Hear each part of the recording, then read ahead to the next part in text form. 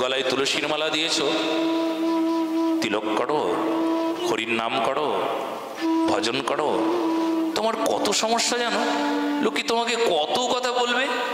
হ্যাঁ, তুমি স্কুলে গেলে কথা শুনতে হবে, কলেজে গেলে কথা শুনতে হবে। তুমি একটা পরীক্ষা দিতে গিয়েছো, সেখানে পর্যন্ত তোমাকে কথা শুনতে হবে। আরে গলায় মালাটাকে খুলে নাও, তারপর তোমার ট্রেনিং শুরু হবে।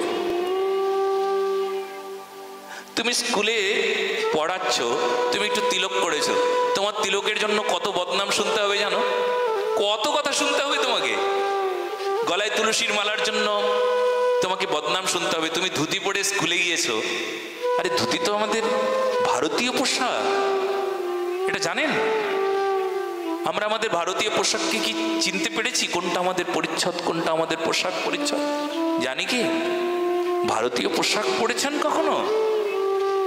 আমরা বিদেশিদের দেওয়া সেই পোশাক পরিচ্ছদ পরে আমরা বিদেশি হয়ে বসে আছি, অথচ বলি আমরা স্বাধীন। লজ্জার ব্যাপার না?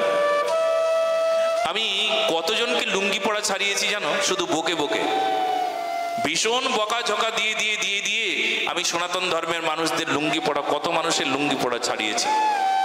ভাগবত পাঠে লুঙ্গি পরে এসে ভাগবত পাঠে বসে আছে, তাদেরকে উঠিয়ে দিয়েছি, যাও যাও নিজের পোশাকটা পরে তারপর এখানে এসো। লুঙ্গি তোমার পোশাক নয়। ইসলাম ধর্মের কোনো মানুষকেই তুমি ধুতি পরাতে পারবে? ক্ষমতা আছে তোমার? পারবে তুমি? যদি পারো তবে তুমি লুঙ্গিটা পরতে পারো। তুমি তো নিজে পারবে না, ওকে ধুতি পরাতে পারবে না, অত ক্ষমতা তোমার নাই। কিন্তু তুমি কিন্তু লুঙ্গি পরে নিয়েছো। লুঙ্গি পরবে, তারপর কিছুদিন পর টুপিটাও পরে নেবে। সময় বেশি দিন লাগবে না, বলো না গো রাধে রাধে। এটা আমাদের পোশাক নয়। লুঙ্গি কোনো সনাতন ধর্মের পোশাক নয়, এটা জেনে রাখুন।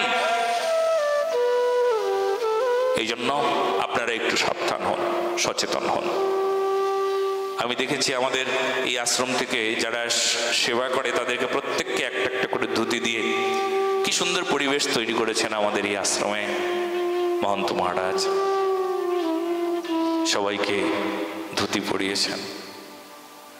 গ্রামে আমি খুব কম দেখতে পাই, সনাতন ধর্মের মানুষকে খুব কম দেখি যে লুঙ্গি পরেছে।